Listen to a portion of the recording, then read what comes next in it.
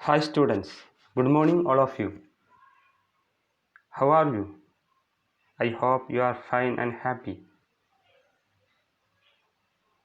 Okay. English ഗ്രാമറിലെ ഏറ്റവും basic ആയിട്ടുള്ള പാർട്സ് ഓഫ് സ്പീച്ച് എന്ന ഭാഗമാണ് ഇന്ന് നമുക്ക് ഡിസ്കസ് ചെയ്യുവാനുള്ളത്. ഇംഗ്ലീഷ് ഭാഷയിലെ വേർഡുകൾ പ്രധാനമായും എത്ര ഇനങ്ങളാണ്, അവ ഏതെല്ലാമാണ് എന്ന് ഉദാഹരണ സഹിതം നമുക്കിന്ന് പഠിക്കാം. പൊതുവെ പാർട്സ് ഓഫ് സ്പീച്ച് 8 എണ്ണമാണ് എന്നാണ് പറയാറുള്ളത്. എന്നാൽ ചില ലാംഗ്വേജ് സ്കോളേഴ്സ് ആർട്ടിക്കിൾസിനെ 9ാമതായി പാർട്സ് ഓഫ് സ്പീച്ചിലെ 9ാമതായി എണ്ണിയിട്ടുണ്ട്. നമുക്ക് വേർഡ് പിരമിഡ് ക്രിയേറ്റ് ചെയ്യുന്ന സമയത്തും മറ്റുമെല്ലാം ആർട്ടിക്കിൾസിനെ അറിഞ്ഞിരിക്കേണ്ടതുകൊണ്ട് ഞാനിവിടെ ആർട്ടിക്കിൾസിനെ 9ാമതായി വിശദീകരിക്കുന്നുണ്ട്. ഓക്കെ, എന്തെല്ലാമാണ് പാർട്സ് ഓഫ് സ്പീച്ച് എന്ന് നമുക്ക് നോക്കാം. 8 parts of speech. First one noun, second pronoun, third verb, fourth adjective, 5 adverb, 6th preposition, 7th conjunction, 8th interjection, 9th ആയിട്ട് ചിലരെല്ലാം ഞാൻ സൂചിപ്പിച്ചതുപോലെ ആർട്ടിക്കിൾസിനെയും എണ്ണിയിട്ടുണ്ട്. ഓക്കെ, ഇനി ഇവ ഓരോന്നും എന്താണ് ഇവയുടെ ഡെഫിനിഷൻ, എന്താണ് അതുകൊണ്ട് ഉദ്ദേശിക്കുന്നത് എന്ന് ഉദാഹരണ സഹിതം നമുക്ക് പഠിക്കാം. ആദ്യത്തേത് നൗൺ. എന്താണ് നൗൺ എന്ന് പറഞ്ഞാൽ? A noun is A person, place or thing. ഒരു വ്യക്തിയുടെയോ ഒരു സ്ഥലത്തിൻ്റെയോ ഒരു വസ്തുവിൻ്റെയോ പേരിനെയാണ് നാം നൗൺ എന്ന് പറയുന്നത്. ഓരോന്നിനും ഓരോ ഉദാഹരണം നമുക്ക് നോക്കാം. നോക്കൂ, പേഴ്സൺ ഒരു വ്യക്തി. വ്യക്തികളുടെ പേരിനെ നമുക്ക് നൗൺ എന്ന് പറയാം. For example boy, girl, doctor, അല്ലേ? എല്ലാം ഓരോ പേരുകളാണ്. അപ്പോൾ അവ നൗണുകളാണ്. ഈ ഒരു പ്ലേസിൻ്റെ ഉദാഹരണം home, park, school. Then things, വസ്തുക്കളുടെ ഉദാഹരണം ഡോഗ്, കാർ, ഹാറ്റ്. ഇങ്ങനെ വസ്തുക്കളുടെയോ സ്ഥലങ്ങളുടെയോ വ്യക്തികളുടെയോ പേരിനെയാണ് നാം നൗൺ എന്ന് പറയുന്നത്. ഇതിനെ മലയാളത്തിൽ നാം നാമം എന്നും അറബിയിൽ ഇസ്മി എന്നും വിളിക്കുന്നു. രണ്ടാമത്തേത് പാർട്സ് ഓഫ് സ്പീച്ചിലെ രണ്ടാമത്തേതാണ് പ്രൊനൗൺ. എന്താണ് pronoun? A pronoun takes the place of a noun. നൗണിൻ്റെ സ്ഥാനത്ത് വരുന്നതിനാണ്, അല്ലെങ്കിൽ ഒരു നൗണിന് പകരം വരുന്നതിനെയാണ് പ്രൊനൗൺ എന്ന് നാം പറയുന്നത്. അറബിയിൽ നാം ലൊമീർ എന്നൊക്കെ പറയും. എക്സാമ്പിൾ നോക്കൂ, I, we, me, she, us, they, you, we, he and it. Fathima is playing. So ഒരാൾ നമ്മളോട് ചോദിച്ചു, വാട്ട് ഈസ് ഫാത്തിമ ഡൂയിങ്? അപ്പോൾ നമുക്ക് എങ്ങനെ മറുപടി പറയാം? വാട്ട് ഈസ് ഫാത്തിമ ഡൂയിങ് എന്നാണ് ചോദിച്ചത്. അപ്പോൾ ഷീ ഈസ് പ്ലേയിങ് എന്ന് പറയാൻ കഴിയും. അപ്പോൾ നാം അവിടെ ഫാത്തിമ എന്ന പേരിന് പകരം ഷീ എന്ന പ്രൊനൗണാണ് ഉപയോഗിച്ചത്. അപ്പോൾ ഫാത്തിമയ്ക്ക് പകരം ഷീ എന്നതിന് ഉപയോഗിച്ചു. അപ്പോൾ ഷീ എന്നതാണ് ഇവിടെ പ്രൊനൗൺ. ആ ഫാത്തിമ എന്ന പേരിൻ്റെ സ്ഥാനത്താണ് ഷീ എന്നത് നിൽക്കുന്നത്. Then next example, students are reading. അപ്പോൾ ഒരാൾ ചോദിച്ചു, വാട്ട് ആർ സ്റ്റുഡൻസ് ഡൂയിങ്? അപ്പോൾ എങ്ങനെ മറുപടി പറയാം? They are reading. പിന്നെയും സ്റ്റുഡൻസ് ആർ റീഡിങ് എന്ന് പറയേണ്ട ആവശ്യമില്ല, കാരണം വാട്ട് ആർ സ്റ്റുഡൻസ് ഡൂയിങ് എന്നതിൽ സ്റ്റുഡൻസ് വന്നു. അപ്പോൾ പിന്നെ സ്റ്റുഡൻസ് എന്നതിന് പകരം നമുക്ക് ദേ എന്നതിനെ ഉപയോഗിക്കാം. അങ്ങനെ നൗണിൻ്റെ പകരം ഉപയോഗിക്കുന്നതിനെ ഉപയോഗിക്കുന്ന വേർഡുകളെയാണ് നാം പ്രനൗൺ എന്ന് വിളിക്കാറുള്ളത്.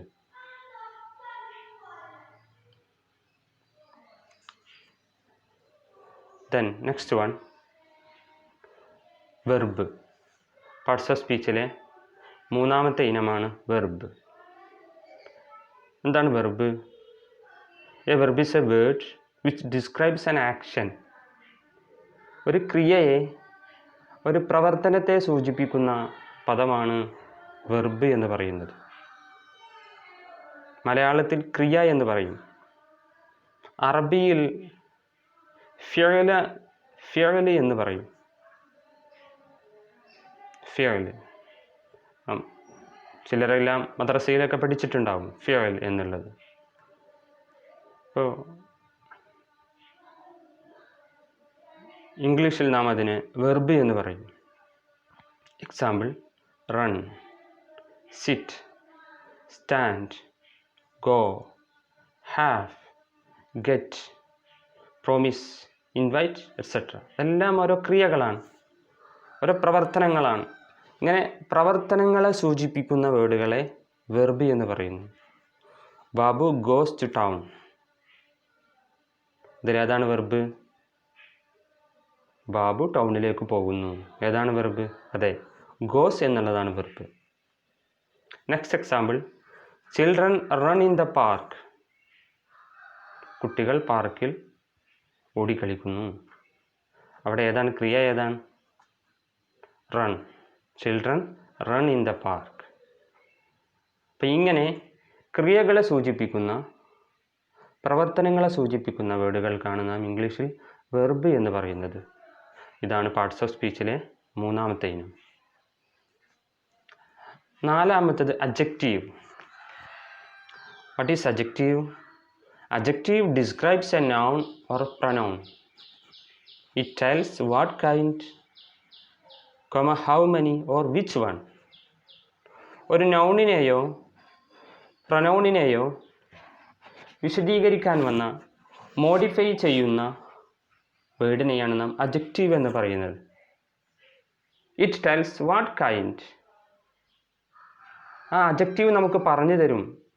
ശേഷമുള്ളത് വാട്ട് കൈൻഡ്, എന്ത് ഇനമാണ്. ഓർ ഹൗ മെനി, അല്ലെങ്കിൽ ശേഷം വരുന്ന സാധനം എത്ര എണ്ണമുണ്ട്. ഓർ വിച്ച് വൺ, ശേഷം വരുന്ന സാധനം ഏത് സാധനമാണ് എന്നെല്ലാം നമുക്ക് അഡ്ജക്റ്റീവ് പറഞ്ഞു തരും. ഉദാഹരണം നോക്കാം: angry, brave, careful, healthy, little, old, generous, tall, some, good, big. ഇതെല്ലാം അഡ്ജക്റ്റീവുകളാണ്. ഇതെല്ലാം ഒരു നൗണിനെ അല്ലെങ്കിൽ പ്രൊനൗണിനെ വിശേഷിപ്പിക്കാൻ വരുന്നതാണ്. നമുക്ക് നോക്കാം: ആൻ ആംഗ്രി മാൻ, അല്ലേ? ഒരു കുപിതനായ മനുഷ്യൻ, ആൻ ആംഗ്രി മാൻ. ഇവിടെ ഏതാണ് നൗണ്? ഓക്കെ, മാൻ എന്നുള്ളതാണ് നൗൺ. അതിനെ വിശേഷിപ്പിക്കാൻ വന്നതാണ് ആംഗ്രി എന്നുള്ളത്, അല്ലേ? അദ്ദേഹം വാട്ട് കൈൻഡ്, അദ്ദേഹം എങ്ങനെയുള്ള ആളാണ്? ആൻ ആംഗ്രി മാൻ. അപ്പോൾ ഏത് ഇനത്തിലുള്ള ആളാണ്, അദ്ദേഹം എങ്ങനെയുള്ള ആളാണ് നമുക്ക് പരിചയപ്പെടുത്തി തരുന്നത്. ആൻ ആംഗ്രി മാൻ, ദേഷ്യം പിടിച്ചിട്ടുള്ള ആൾ. വാട്ട് കൈൻഡ് എന്ന് ഏതാണ് ഇനം എന്ന് നമുക്ക് പരിചയപ്പെടുത്തി തരുന്നു. നെക്സ്റ്റ് എക്സാമ്പിൾ: 20 പീപ്പിൾ, 20 ആളുകൾ. ഇപ്പോൾ ഹൗ മെനി, അല്ലേ? എത്ര എന്നതിനെ നമുക്ക് പറഞ്ഞു തരുന്ന വേർഡിനെ നമുക്ക് അഡ്ജക്റ്റീവ് എന്ന് പറയാം. 20 പീപ്പിൾ. അപ്പോൾ അതിൽ ഏതാണ് അഡ്ജക്റ്റീവ്? അതെ, 20. എത്ര എന്ന് നമുക്ക് പറഞ്ഞു തരുന്ന 20 ആണ് ഇവിടെ അഡ്ജക്റ്റീവ്. പ്യൂപ്പിൾ എന്നത് നൗണാണ്. പ്യൂപ്പിൾ എന്ന നൗണിനെ വിശദീകരിക്കാൻ വന്ന വേർഡാണ് 20. അപ്പോൾ നൗണിനെ വിശദീകരിക്കുന്ന വേർഡിനെ നാം അഡ്ജക്റ്റീവ് എന്ന് പറയുന്നു. റെഡ് ഷർട്ട്, വിച്ച് വൺ എന്താണ് ചോദിക്കുന്നത്? വിച്ച് ഷർട്ട്, ഏത് ഷർട്ട്? അപ്പോൾ റെഡ് ഷർട്ട്, ചുവന്ന ഷർട്ട്. അപ്പോൾ ഷർട്ട് എന്ന നൗണിനെ വിശദീകരിക്കാൻ വന്ന ആ റെഡ് എന്ന പദത്തെ നാം അഡ്ജക്റ്റീവ് എന്ന് പറയുന്നു. മലയാളത്തിൽ നാം ഇതിനെ നാമവിശേഷണം എന്ന് പറയും. നാമത്തെ, നൗണിനെ വിശേഷിപ്പിക്കുന്ന പദത്തെ നമുക്ക് അഡ്ജക്റ്റീവ് എന്ന് വിളിക്കാം. അറബിയിൽ ഇതിന് നാഅത്ത്, സിഫത്ത് എന്നൊക്കെ നിങ്ങൾ പഠിച്ചിട്ടുണ്ടാകും. ഇതാണ് ഇംഗ്ലീഷിലെ അഡ്ജക്റ്റീവ്. ദെൻ പാർട്സ് ഓഫ് സ്പീച്ചിലെ അഞ്ചാമത്തെ ഇനമാണ് adverb. What is adverb? Adverb is a word that tells how, when, where, or to what extent something is done. adverb നമുക്ക് പറഞ്ഞു തരുന്നു is a word. adverb എന്ന് പറഞ്ഞാൽ ഒരു വേർഡ് and that tells അത് നമുക്ക് പറഞ്ഞു തരുന്നു how something is done. ഒരു പ്രവർത്തനം എങ്ങനെയാണ് ഉണ്ടായത്, or when എപ്പോഴാണ് ഉണ്ടായത്, അല്ലെങ്കിൽ where എവിടെയാണ് ഉണ്ടായത്, or to what extent അല്ലെങ്കിൽ എത്രത്തോളമാണ് ഉണ്ടായത്. അപ്പോൾ ഈ ഒരു കാര്യം ഉണ്ടായത് എങ്ങനെ ഉണ്ടായി, അല്ലെങ്കിൽ എപ്പോൾ ഉണ്ടായി, അല്ലെങ്കിൽ എവിടെ വെച്ചുണ്ടായി, എത്രത്തോളം ഉണ്ടായി, ഇങ്ങനെയുള്ള കാര്യങ്ങൾ പറഞ്ഞു തരുന്ന വേർഡുകളെ നാം ഇംഗ്ലീഷിൽ അഡ്വേർബ് എന്ന് പറയും. മലയാളത്തിൽ നാം ഇതിനെ ക്രിയാവിശേഷണം എന്ന് പറയും. ഇത് ക്രിയയെ വിശേഷിപ്പിക്കുന്ന വേർഡിനെ, ഒരു പ്രവർത്തനത്തെ വിശേഷിപ്പിക്കുന്ന വേർഡിനെ. ഇതിനെ നമുക്ക് അറബിയിൽ ഹാൽ എന്ന് വിളിക്കാം. ഹാൽ എന്ന് നിങ്ങൾ പഠിച്ചിട്ടുണ്ടാവും. ഓക്കെ, ഹൗ ഫസ്റ്റ് നാം പറഞ്ഞു ഹൗ എങ്ങനെയാണ് ഒരു പ്രവർത്തനം ഉണ്ടായി എന്നതിനെ വിശേഷിപ്പിക്കുന്ന വേർഡിന് അഡ്വേർബ് എന്ന് പറയുന്നു. For example, she danced perfectly. അവൾ വളരെ പെർഫെക്റ്റ് ആയിട്ട് ഡാൻസ് ചെയ്തു. അല്ലേ, എങ്ങനെയാണ് അവൾ ഡാൻസ് ചെയ്തത്? പെർഫെക്റ്റ്ലി, വളരെ പെർഫെക്റ്റ് ആയിട്ട് ഡാൻസ് ചെയ്തു. അപ്പോൾ ആ ഡാൻസ് ചെയ്തത് എങ്ങനെയാണ് എന്ന് നമുക്ക് വിശദീകരിച്ച് തന്ന വേർഡ് ഏതാണ്? പെർഫെക്റ്റ്ലി. അല്ലേ, എല്ലാം ഒത്ത രൂപത്തിൽ അവൾ ഡാൻസ് ചെയ്തു. അപ്പോൾ പെർഫെക്റ്റ്ലി എന്ന വേർഡാണ് ഇവിടെ അഡ്വേർബ്. കാരണം അത് ഡാൻസ്ഡ് എന്ന ആ വെർബിനെ നമുക്ക് വിശദീകരിച്ച് തന്നു. ദെൻ വെൻ എപ്പോൾ എന്ന ചോദ്യത്തിൻ്റെ ഉത്തരമായി വരുന്ന വേർഡിനെ നമുക്ക് അഡ്വേർബ് എന്ന് വിളിക്കാം. Yesterday, I painted it yesterday. ഞാൻ അതിനെ ഇന്നലെ പെയിൻറ്റ് ചെയ്തു. അല്ലേ, അപ്പോൾ വെൻ എന്ന ചോദ്യത്തിൻ്റെ ഉത്തരമായിട്ടല്ലേ വരുന്നത്? എപ്പോഴാണ് നീ അതിനെ പെയിൻറ്റ് ചെയ്തത്?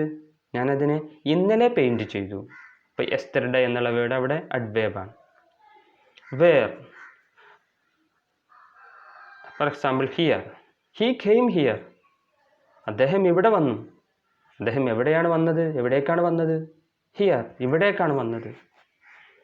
അപ്പോൾ അങ്ങനെ എവിടേക്ക് എന്നതിൻ്റെ ഉത്തരമായി വരുന്ന വേർഡിനെ നമുക്ക് അഡ്വേർബ് എന്ന് വിളിക്കാം. ഇവിടെ അഡ്വേർബ് ഏതാണ്? Okay, here. ഹിയർ എന്ന വേർഡാണ് ഇവിടെ അഡ്വേർബ്. ദെൻ നെക്സ്റ്റ്, എക്സ്റ്റെൻഡ്, എത്രത്തോളം എന്ന ചോദ്യത്തിൻ്റെ ഉത്തരമായി വരുന്ന വേർഡ് അഡ്വേർബ് ആയിരിക്കും. കംപ്ലീറ്റ്ലി, ഉദാഹരണം, ദേ എയ്റ്റ് ഇറ്റ് കംപ്ലീറ്റ്ലി. അവരതിനെ പൂർണ്ണമായും ഭക്ഷിച്ചു.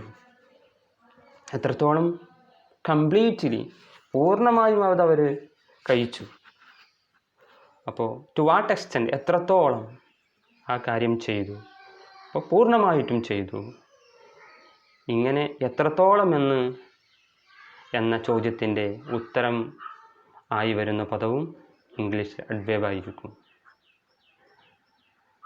അപ്പോൾ ഒരു കാര്യം എങ്ങനെ, അല്ലെങ്കിൽ എപ്പോൾ, അല്ലെങ്കിൽ എവിടെ വെച്ച്, അല്ലെങ്കിൽ എത്രത്തോളം സംഭവിച്ചു എന്നതിൻ്റെ ഉത്തരമായി വരുന്ന വേർഡുകളെല്ലാം ഇംഗ്ലീഷിൽ അഡ്വേർബ് എന്നാണ് പറയുക. The next one, preposition. എന്താണ് preposition? Preposition is a word used with a noun or pronoun to form a phrase. മറ്റൊരു വേർഡിൻ്റെ കൂടെ വരുന്ന, ഒരു നൗണിൻ്റെ കൂടെ വരുന്ന, അല്ലെങ്കിൽ ഒരു പ്രൊനൗണിൻ്റെ കൂടെ വരുന്ന വേർഡിനെയാണ് പ്രിപ്പോസിഷൻ എന്ന് പറയുന്നത്. അറബിയിൽ നാം ഹർഫി എന്ന് പറയും. അറബിയിൽ അതിന് ഡെഫിനിഷൻ പറയാറുള്ളത് സ്വന്തമായി അർത്ഥമില്ലാത്തതും എന്നാൽ മറ്റൊന്നിൻ്റെ കൂടെ വരുമ്പോൾ അർത്ഥമുണ്ടാവുന്നതുമായ പദങ്ങൾ, അതാണ് പ്രിപ്പോസിഷൻ. ഇവിടെ നമുക്ക് കാണാൻ കഴിയും അറ്റ്. സ്വന്തമായി നമുക്കൊരു അർത്ഥം അതിന് പറയാൻ പ്രയാസമാണ്. പക്ഷെ അറ്റ് ഹോം, വീട്ടിൽ. അല്ലേ, ഫ്രം ഹിയർ, ഇവിടെ നിന്ന്. വിത്ത് മീ, എൻ്റെ കൂടെ. ബൈ യുവർ വാച്ച്, നിൻ്റെ വാച്ചിൽ. എത്രയാണ് സമയം? What's time by your watch എന്നൊക്കെ ചോദിക്കും. അപ്പോൾ ഒരു ഫ്രൈസ് രൂപീകരിക്കാൻ വേണ്ടി ഒരു നൗണിൻ്റെയോ പ്രനൗണിൻ്റെയോ കൂടെ വരുന്ന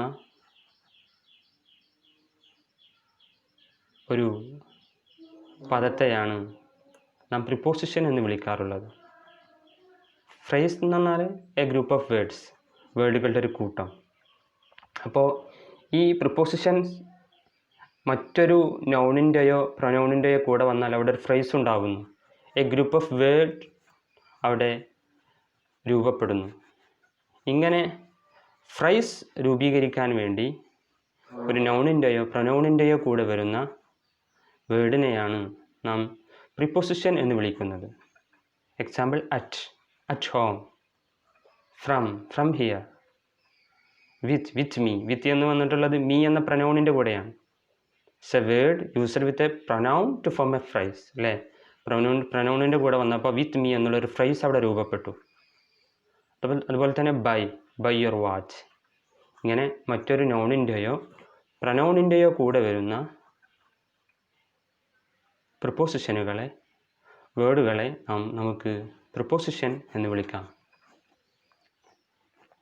ദെൻ നെക്സ്റ്റ് വൺ, കൺജങ്ഷൻ.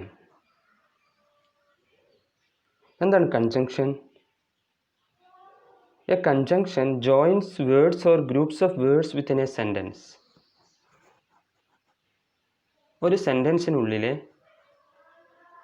വേർഡുകളെ പരസ്പരം ബന്ധിപ്പിക്കുന്ന, അല്ലെങ്കിൽ രണ്ട് ഗ്രൂപ്പ് ഓഫ് വേർഡ്സ്, വേർഡുകളുടെ രണ്ട് കൂട്ടത്തെ പരസ്പരം ബന്ധിപ്പിക്കുന്ന വേർഡുകളെയാണ് നാം കൺജങ്ഷൻ എന്ന് വിളിക്കുന്നത്. Example and, but, either, except, also, or. For example, Babu and Anees came to me. അതൊരു സെൻറ്റൻസ് ആണ്, Babu and Anees came to me എന്നുള്ളത്. ഇതിലെ ബാബു എന്നതിനെയും അനീസ് എന്നതിനെയും എന്നീ രണ്ട് വേർഡുകളെയാണ് ഇവിടെ ആൻഡ് എന്നത് ജോയിൻ ചെയ്യിക്കുന്നത്, പരസ്പരം ബന്ധിപ്പിക്കുന്നത്. അപ്പം ഇങ്ങനെ രണ്ട് വേർഡുകളെ ബന്ധിപ്പിക്കുന്ന വേർഡുകളെ നാം കൺജങ്ഷൻ എന്ന് വിളിക്കും. ആൻഡ് എന്നതിൻ്റെ പേര് കൺജങ്ഷൻ എന്നാണ്. അത് കൺജങ്ഷൻ എന്ന വേർഡ് കാറ്റഗറിയിലാണ് വരുന്നത്. Next example, all students attended the party except Kamal.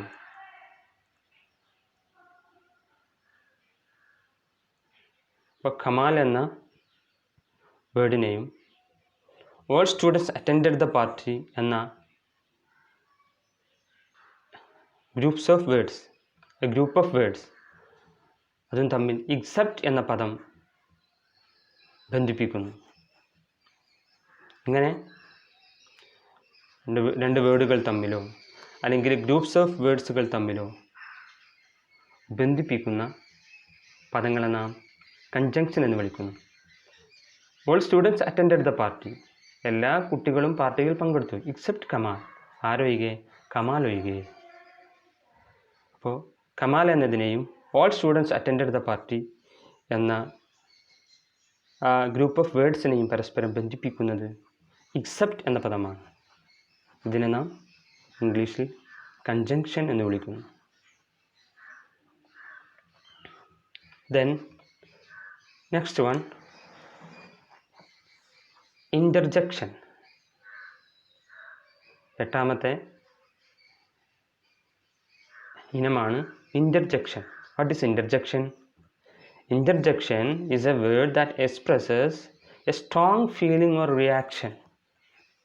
നമുക്കുണ്ടാകുന്ന ശക്തമായ വികാരങ്ങളെ അല്ലെങ്കിൽ ശക്തമായ പെട്ടെന്നുണ്ടാകുന്ന പ്രതികരണങ്ങളെ സൂചിപ്പിക്കുന്ന വേർഡുകളെയാണ് നാം ഇംഗ്ലീഷിൽ ഇൻ്റർജെക്ഷൻ എന്ന് പറയുന്നത്. അല്ലേ, നമുക്ക് പെട്ടെന്ന് സന്തോഷങ്ങളുണ്ടാവും, ചിലപ്പോൾ പെട്ടെന്നുള്ള ദുഃഖങ്ങളുണ്ടാകും. ആ സമയത്തൊക്കെ നാം പ്രകടിപ്പിക്കുന്ന വേർഡുകളെ ഇംഗ്ലീഷിൽ നാം ഇൻ്റർജെക്ഷൻ എന്ന് വിളിക്കുന്നു. For example, hi, oh no, hey, oh, wow, yeah, great. ഇങ്ങനെയുള്ള സ്ട്രോങ് ഫീലിങ്സിനെ അല്ലെങ്കിൽ സ്ട്രോങ് റിയാക്ഷൻസിനെ, സഡൻ റിയാക്ഷൻസിനെ സൂചിപ്പിക്കുന്ന വേർഡുകൾ നാം ഇൻ്റർജെക്ഷൻ എന്ന് വിളിക്കുന്നു. ഫോർ എക്സാമ്പിൾ, വോ ഐ പാസ്ഡ് മൈ എക്സാമിനേഷൻ, ഞാൻ പരീക്ഷയിൽ വിജയിച്ചു. വോ ഒരു സ്ട്രോങ് ഹാപ്പിനെസ്, അല്ലേ, ശക്തമായ സന്തോഷത്തെ അവിടെ സൂചിപ്പിക്കുകയാണ്. ഹായ് ഐ ഗോട്ട് അഡ്മിഷൻ, എനിക്ക് അഡ്മിഷൻ കിട്ടി. Hi I got admission. ഇങ്ങനെയുള്ള സ്ട്രോങ് ഫീലിങ്സിനെ, സഡൻ റിയാക്ഷൻസിനെ സൂചിപ്പിക്കുന്ന വേർഡുകളെ നാം ഇൻ്റർജെക്ഷൻ എന്ന് വിളിക്കുന്നു. ഓക്കെ, നാം പറഞ്ഞതുപോലെ പാർട്സ് ഓഫ് സ്പീച്ച് പൊതുവേ 8 എണ്ണമാണ് എന്നാണ് പറയാറുള്ളത്. എന്നാൽ ചില ലാംഗ്വേജ് സ്കോളേഴ്സ് എല്ലാം ആർട്ടിക്കിൾസിന് 9ാമത്തെ ഇനമായിട്ട് എണ്ണിയിട്ടുണ്ട്. Parts of സ്പീച്ചിലെ 9ാമത്തെ ഇനമായിട്ട് എണ്ണിയിട്ടുണ്ട്. നമുക്ക് പലപ്പോഴും അത് ആവശ്യം വരും, നാം അത് അറിഞ്ഞിരിക്കേണ്ടതുമാണ്. അതുകൊണ്ട് ആർട്ടിക്കിൾസിനെ കൂടെ പാർട്സ് ഓഫ് സ്പീച്ചിൻ്റെ ഭാഗമായിട്ട് നമുക്ക് പരിചയപ്പെടാം. What are articles? The words A, an and the belong to a special group of adjectives called articles. A, an, the ഈ 3 വേർഡുകളാണ്. A, an, the. ഇവ ഇംഗ്ലീഷിലെ ഒരു അഡ്ജക്റ്റീവ്സിലെ ഒരു പ്രധാനപ്പെട്ട ഗ്രൂപ്പാണ്. സ്പെഷ്യൽ ഗ്രൂപ്പ് ഓഫ് അഡ്ജക്റ്റീവ്സ്, അല്ലേ. നാം പഠിച്ചു അഡ്ജക്റ്റീവ്സ് എന്താണെന്ന് പഠിച്ചു. നാമത്തെ വിശേഷിപ്പിക്കുന്ന, നൗണിനെ വിശേഷിപ്പിക്കുന്ന വേർഡുകളാണ് അഡ്ജക്റ്റീവ്. അപ്പോൾ അഡ്ജക്റ്റീവുകളുടെ കൂട്ടത്തിൽ ഒരു സ്പെഷ്യൽ ഗ്രൂപ്പാണ് എ, ആൻ, ദ എന്ന ഈ 3 വേർഡുകൾ. അപ്പോൾ ഈ 3 വേർഡുകളെ കുറിച്ചാണ് ഇംഗ്ലീഷിൽ ആർട്ടിക്കിൾസ് എന്ന് പറയുന്നത്. നമുക്കൊക്കെ സുപരിചിതമാണ് ഈ വേർഡുകൾ, എപ്പോഴും നാം ഉപയോഗിക്കുന്ന വേർഡുകളാണ്. എപ്പോഴാണ് ഒരു ആർട്ടിക്കിളിനെ നാം ഉപയോഗിക്കുക, എവിടെയാണ് നാം ഉപയോഗിക്കുക? An article is used before a noun in a sentence. അല്ലേ, ഒരു സെൻറ്റൻസിലെ നൗണിന് മുമ്പാണ് നാം ആർട്ടിക്കിൾസിന് ഉപയോഗിക്കുക. ആർട്ടിക്കിൾസ് നൗണിൻ്റെ മുമ്പ് മാത്രമാണ് വരിക. ഒരിക്കലും ഒരു വെർബിൻ്റെ മുമ്പ് നാം ആർട്ടിക്കിൾസ് ഉപയോഗിക്കാറില്ല. An apple, an and, A boy, A watch, the teacher, the book. First നാം ആനിൻ്റെ ഉദാഹരണം, an apple, an and. Then second, A കൊണ്ട് തുടങ്ങുന്ന ഉദാഹരണങ്ങൾ, എ ബോയ്, എ വാച്ച്. ആനും എയും എപ്പോഴാണ് ഉപയോഗിക്കുക എന്നുള്ളത് നമുക്ക് എല്ലാവർക്കും അറിയുന്നതാണ്. വവൽ സൗണ്ട് ഒരു വാക്കിൻ്റെ തുടക്കത്തിൽ വരുമ്പോഴാണ് ആൻ ഉപയോഗിക്കുക. An apple, an and. Vowel sound ഇല്ല എങ്കിൽ നാം എ ഉപയോഗിക്കും. A boy, A watch. Then മൂന്നാമത്തത് ദ ടീച്ചർ, ദ ബുക്ക്.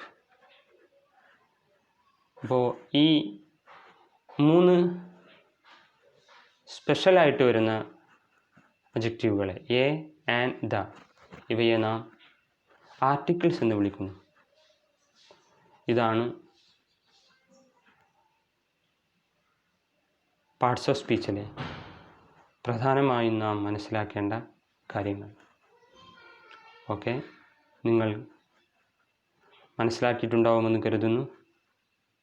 എന്തെങ്കിലും ഡൗട്ട് ഉണ്ടെങ്കിൽ ഞാനുമായി ബന്ധപ്പെടണം. Okay, meet again. Thank U.